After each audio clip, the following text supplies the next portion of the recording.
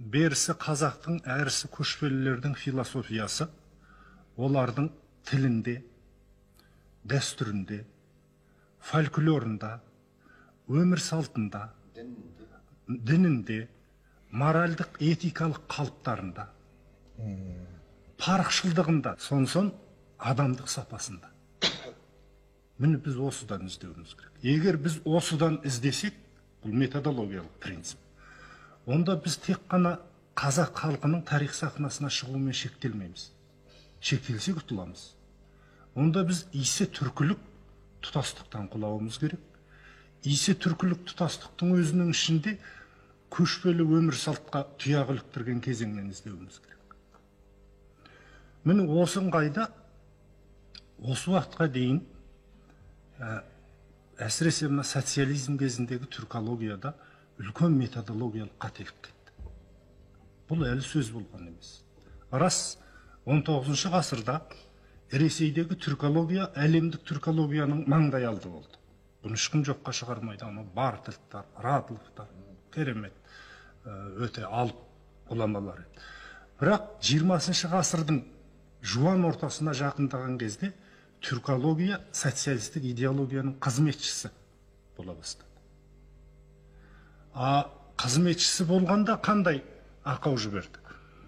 Түркілік рухты, түркілік әлемді, біз сөз етіп отырған түркілік дүние танымды, тұтастықта қарауды методологиялық нысана етіп алмады. Керісінше дифференциациялап, бөлшектеп, әрбір ұлттың өз түркологиясын жасап беретін сорақылыққа дейін барды. Бұл өте бір тұтастықта ғана қарайтын дүние. Міне осының салдарынан келді де, түркілік тұтастықты, түркілік тектестікті тану арқылы ғана түркілік даралығымызды шығарып алатын ақиқат өзінен өзі басқа жолға түсіп кетті. Мұның зардабы түркологтар неғұрлым көбейген сайын, түркологиядағы проблема да соғұрлым көбейе түсті. Түркологтар көбейген сайын түркологияның проблемасы, түркология күрделене түсті. Өйткені кереғар пікір көбейе түсті. Әрбір ұлт өзіне тартуға тырысты. Тіпті осы күні кешеге дейін Жүсіп Баласағұнға, Махмұд Қашқариға, Қожа Ахмет Яссауиге, Әл-Фарабиге түркі халықтары таласуды шығарды. Мынау менікі емес, сенікі, сенікі емес, менікі деген. Бұл барып тұрған жаңағы идеологиялық аберрацияның нәтижесі. Демек, егер біз өзіміздің дүние танымымызды, философиямызды, моральдық этикалық қалыптарымызды, түркілік тұтастықты тану арқылы ғана танитын болсақ, онда мен төл философиямыз дегенде принципті ерекшелігі бар, жаңағы айтылған пікірлерден бөлектігі бар, мынандай ойға тоқтайын. Бәлкім бұл менің субъективті пікірім болуы. Көшпелілер үшін, оның ішінде түркітілдес халықтар үшін философия пән емес. Философия олардың өмір салты. Философия көшпелілер үшін абсолютті білім. Көшпелілер философияны үйреніп алып барып, өмірді өзгерткісі келмейді. Керісінше философиялық деңгейге тәрбиеленіп барып, өмір сүреді. Міне бұл принципті көшпелілер философиясының ең қадір қасиетін айыруға, бажайлауға келгендегі өте принципті мәні бар мәселе осы. Менің мына кәнігі философтардың осы бір методологиялық қасиетіне мән беруін өтінер едім. Әйтпесе, біз европалық моделмен оны пән ретінде категорияларды, заңдарды, ананы мынаны іздеп адамға таңатын болсақ, онда біз бүкіл қадір қасиетін аша алмаймыз. Енді біз осы әңгімемізді шәке жерге түсіргім келеді. Кішкене. Жақындайық өзгерді.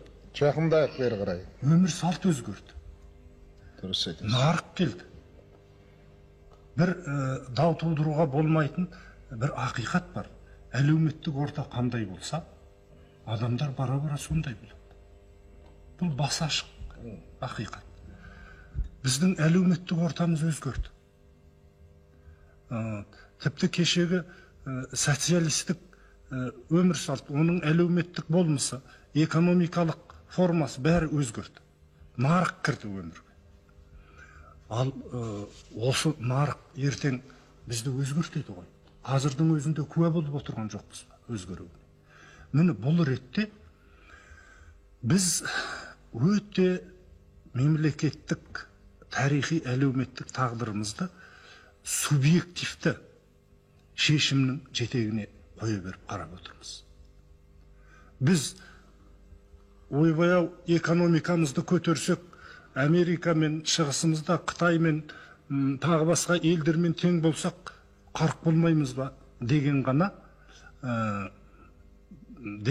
ойдың жетегінде басымырақ мән беріп келе жатырмыз. Рас, экономика көтерілу керек. Бүгінгі ғылыми техникалық прогресске өз деңгейінде өмір сүруіміз керек. Бірақ біз өзіміздің ұлттық қасиетімізді, өзіміздің ұлттық ерекшелігімізді, салт дәстүрімізді, осыны жоғалтып алсақ, онда жаңағы біз ұмтылған комфорттың қажеті қанша? Егер мен кең мағынасында өзімді жоғалтсам, менің үлдеме бүлдеге ұрпағымның оранғанының қажеті қанша? Өйткені өзінің рухын, болмысын жоғалтқан ұрпақ.